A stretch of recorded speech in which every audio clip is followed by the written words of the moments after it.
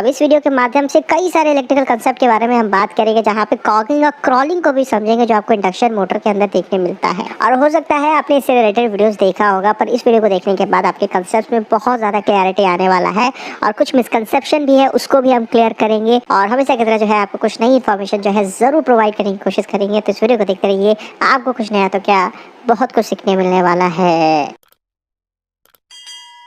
तो ऐसा सिर्फ आपको 3 phase squirrel cage induction motor में ही नहीं, स्लिप-रिंग टाइप या वुंड टाइप रोटर को भी अगर आप देखेंगे तो वहाँ भी जो रोटर स्लॉट्स होता है वो तिरछा होता है, उसके अंदर जो है वाइंडिंग की जाती है। और अगर हम सिंगल फेज इंडक्शन मोटर की बात करें जो सीलिंग फैन आप अपने घरों में यूज़ कर रहे होते हैं, तो उसके अंदर भी स्क्विरल केज रोटर होता है, तो उसका भी जो रोटर स्लॉट्स होता है वो तिरछा होता है, स्क्यूड होता है। स्टेटर के पैरेलली यानी कि सीधा सीधा जो है हम कभी नहीं बनाते हैं। अब इसके पीछे कई सारे कारण है और सब एक दूसरे से रिलेटेड है, उसको कंसेप्चुअली हम चीज़ों को समझेंगे। तो आपको ये जान के हैरानी होगा कि अगर आप स्लॉट्स को सीधा रखते हैं, कंडक्टर जो है आपका पैरेलली आपका स्टेटर कंडक्टर के साथ अलाइन करता है, तो उस वक्त कई केस में जो है आपका मोटर जो है स्टार्ट ही नहीं हो पाएगा। अब ऐसा नहीं है कि आपने मोटर के ऊपर बहुत ज़्यादा लोड कनेक्ट कर दिया इसलिए स्टार्ट नहीं हो पा रहा है। मोटर को जितने लोड के लिए आपने डिज़ाइन कर रखा था उतना ही लोड आपने दिया है और इसको चलने के लिए जितना वोल्टेज की ज़रूरत है, यानी कि जो रेटेड वोल्टेज है वो भी आप दे रहे हैं। यानी कि रेटेड वोल्टेज देने के बावजूद भी जो है ये मोटर आपका स्टार्ट नहीं हो पा रहा है। अब कोई भी मोटर अगर स्टार्ट नहीं हो पाता है तो उसके पीछे क्या कारण हो सकता है? हमारी बेसिक नॉलेज क्या बोलती है? हो सकता है कि उसको जो स्टार्ट होते वक्त जितना टॉर्क की रिक्वायरमेंट है, जो बल चाहिए उसको स्टार्ट होते वक्त, वो नहीं मिल पा रहा है, उतना डेवलप नहीं कर पा रहा है। बट भैया हमने तो कहा है कि मोटर हमने सही सिलेक्ट किया है, जितना लोड है उसके हिसाब से हमने मोटर सिलेक्ट किया, तो फिर ऐसा क्यों प्रॉब्लम आ रहा है? तो अच्छा, ऐसा भी हो सकता है कि मोटर टॉर्क तो डेवलप कर रहा है पर शायद अपोजिट डायरेक्शन में कोई फोर्स लग रहा होगा, कोई बल लग रहा होगा, कोई टॉर्क लग रहा होगा जो उसको रोकने की कोशिश कर रहा है। तो एग्जैक्टली यही होता है और इस फोर्स को हम रिलक्टेंस फोर्स कहते हैं। और इसी रिलक्टेंस फोर्स की वजह से जो है रोटर और स्टेटर के बीच में मैग्नेटिक लॉकिंग हो जाता है और इसी मैग्नेटिक लॉकिंग की वजह से आपका जो रोटर है वो स्टार्ट नहीं हो पाता है और इसी फिनोमेनन को जो है हम कॉगिंग कहते हैं। तो कॉगिंग क्या है आपको समझ में आ गया? कॉगिंग एक ऐसा फिनोमेना है जहाँ पे आप मोटर को फुल वोल्टेज तो दे रहे हैं पर मोटर स्टार्ट नहीं हो पाता इस मैग्नेटिक लॉकिंग की वजह से। अब समझना हमें ये है कि ये मैग्नेटिक लॉकिंग हो क्यों रहा है और ये रिलक्टेंस फोर्स क्या है। तो अगर आप मोटर का कंस्ट्रक्शन देखेंगे तो आपको रोटर और स्टेटर देखने मिलेगा और रोटर और स्टेटर दोनों में ही जो है आपको स्लॉट्स देखने मिलता है जिसके अंदर जो है हम वाइंडिंग करते हैं। अब ये जो गड्ढा है इसके अंदर तो हम वाइंडिंग डाल रहे हैं, आपको समझ में आ रहा है। और ये जो बाहर निकला हुआ है इसको हम टिथ बोलते हैं, क्योंकि ये स्टेटर है तो स्टेटर टिथ हो गया। और इसी प्रकार से जो है रोटर के पास भी टिथ होता है जिसे रोटर टिथ बोलते हैं। और ये दोनों ही कोर को जो है मैग्नेटिक मटेरियल से बनाया जाता है। अब मैग्नेटिक मटेरियल क्या है? ये एक ऐसा मटेरियल होता है जिसके अंदर से मैग्नेटिक फील्ड बहुत ही आराम से फ्लो हो सकता है। जिस तरीके से कंडक्टर के अंदर से आराम से करंट फ्लो होता है वहाँ पे रेजिस्टेंस बहुत कम होता है, उसी प्रकार से मैग्नेटिक मटेरियल के अंदर रिलक्टेंस बहुत कम होता है। ये रिलक्टेंस क्या है? रिलक्टेंस वो प्रॉपर्टी होता है जो मैग्नेटिक फील्ड को अपोज कर रहा होता है।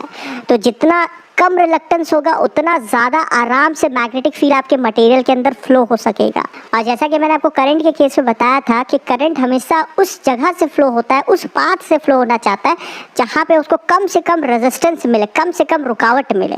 उसी प्रकार से मैग्नेटिक फील्ड भी उस पाथ से फ्लो होना चाहता है, उस जगह से ज़्यादा फ्लो होता है जहाँ पे उसको बहुत कम रिलक्टेंस मिलता है। और अगर आप रोटर और स्टेटर का बीच का एयर गैप देखेंगे, खाली स्पेस जो है उसको अगर आप देखेंगे तो एक जैसा नहीं होता है, वो यूनिफॉर्म नहीं होता है। कहीं पे आपको ज़्यादा एयर गैप देखने मिलेगा तो कहीं पे आपको कम एयर गैप देखने मिलेगा। जहाँ पे वाइंडिंग किया हुआ होता है वहाँ पे आपको ज़्यादा एयर गैप देखने मिलता है, ज़्यादा खाली स्पेस देखने मिलता है। और जहाँ पे टिथ है, जहाँ पे दांत है, वहाँ पे अगर आप देखेंगे तो कम एयर गैप देखने मिलेगा, कम जो है आपको स्पेस देखने मिलेगा। तो जैसा कि आपको पता है कि इस रोटर कंडक्टर के अंदर से जब करंट फ्लो होता है तो ये मैग्नेटिक फील्ड क्रिएट करता है। अब ये जो मैग्नेटिक फील्ड है वो एयर गैप से फ्लो होते हुए आपके स्टेटर के कोर तक जाता है। अब चूंकि यहाँ पे आप देख रहे हैं कि आपका एयर गैप कम है तो ज़्यादा जो मैग्नेटिक फील्ड है वो इस वाले रास्ता से फ्लो होना पसंद करता है, क्योंकि इस वाले रास्ता से उसको कम से कम रुकावट मिलता है, कम से कम उसको रिलक्टेंस मिलता है, क्योंकि एयर गैप कम है। क्योंकि जितना ज़्यादा उसको एयर गैप मिलेगा, जितना ज़्यादा उसको एयर से ट्रैवल करना पड़ेगा मैग्नेटिक फील्ड को, उतना ही ज़्यादा उसको ऑपोजिशन का सामना करना पड़ेगा, उतना ही ज़्यादा रिलक्टेंस उसको मिलेगा। तो जिसकी वजह से होता यूँ है कि जो टिथ है वहाँ पे जो मैग्नेटिक फील्ड डेंसिटी है आपको ज़्यादा देखने मिलता है और उस मैग्नेटिक फील्ड की वजह से जो उसका टिथ है वो मैग्नेटाइज हो जाता है, वो मैग्नेट बन जाता है, नॉर्थ और साउथ पोल का जो है फॉर्मेशन हो जाता है। और आपको पता है कि जो दो अपोजिट पोल जो है एक दूसरे को अट्रैक्ट करते हैं, तो ये अट्रैक्शन जो है फोर्स यहाँ पे पैदा हो जाता है। तो इसी फोर्स को जो है हम रिलक्टेंस फोर्स कह रहे होते हैं, जो आपके मोटर को स्टार्ट नहीं होने देता है। तो आपको समझ में आ गया कि इसको रिलक्टेंस फोर्स ही क्यों कहा जाता है और ये एग्जैक्टली होता क्यों है। तो अगर आपने गहराई से समझा होगा तो सारा प्रॉब्लम का जो जड़ है वो आपका नॉन यूनिफॉर्म एयर गैप है। वो जो एयर गैप है जो नॉन यूनिफॉर्म है, कहीं पे ज़्यादा एयर गैप है, कहीं पे कम एयर गैप है, तो अगर उस चीज़ को अगर आप ठीक कर पाते हैं तो कहीं ना कहीं ये जो कॉगिंग वाला जो प्रॉब्लम है उसको आप सॉल्व कर पाएंगे। और जैसा कि आपने देखा कि जो मैग्नेटिक फील्ड भी जो है एयर गैप में वो भी यूनिफॉर्म नहीं है, कहीं पे ज़्यादा मैग्नेटिक फील्ड देखने मिल रहा है, कहीं पे कम देखने मिल रहा है। जो टिथ है वहाँ पे ज़्यादा मैग्नेटिक फील्ड डेंसिटी है, तो जो मैग्नेटिक फील्ड है वो भी नॉन यूनिफॉर्म तरीके से डिस्ट्रीब्यूट हुआ है आपके एयर गैप में। तो इस नॉन यूनिफॉर्म मैग्नेटिक फील्ड की वजह से भी जो टॉर्क आपको मिलने वाला है वो टॉर्क भी जो है नॉन यूनिफॉर्म होता है, यानी कि उतना स्मूथ टॉर्क आपको नहीं मिलता है। और नॉन यूनिफॉर्म टॉर्क की वजह से होता क्या है कि आपका मोटर जो है वाइब्रेट करता है, बहुत ज़्यादा जो है आवाज़ पैदा करता है, हमिंग साउंड जो है क्रिएट करता है। और आपको बता दें कि इस नॉन यूनिफॉर्म मैग्नेटिक फील्ड की वजह से ही जो है आपके मोटर के अंदर हार्मोनिक्स पैदा होता है। अब ये करंट का जो एम्पियर होता है वो बहुत कम होता है जनरली, बट इसका जो फ्रीक्वेंसी है वो बहुत ज़्यादा होता है। थर्ड हार्मोनिक का जो फ्रीक्वेंसी है वो 3 गुना ज़्यादा होता है आपके नॉर्मल करंट के कंपैरिजन में। नॉर्मली जो है करंट आपका 50 हर्ट्ज में फ्लो हो रहा होता है, बट थर्ड हार्मोनिक में जो है 150 हर्ट्ज पे जो है अपना करंट का डायरेक्शन वो बदल रहा होता है। वैसे ही फिफ्थ हार्मोनिक्स का अगर हम बात करें तो उसका जो फ्रीक्वेंसी है वो 5 गुना ज़्यादा होता है आपके नॉर्मल फ्रीक्वेंसी से।